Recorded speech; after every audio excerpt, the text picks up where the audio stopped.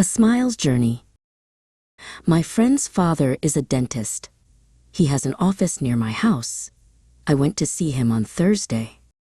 His nurse told me to sit in a very big chair. She tied a bib under my chin. The dentist came in. He examined my teeth with some shiny silver tools.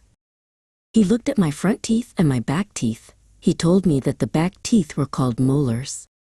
He told me to open wide. He had a little mirror that he used to look at my teeth. He said that I had good strong teeth. He told me that I didn't have any cavities. I told him that I didn't eat a lot of candies and that I always brushed my teeth after every meal. The dental hygienist came in, and she said that she would clean my teeth for me. When she was done, she told me to spit into a bowl, and then rinsed my mouth out with water. I looked into a mirror and saw that my teeth were very shiny and white. I like to smile.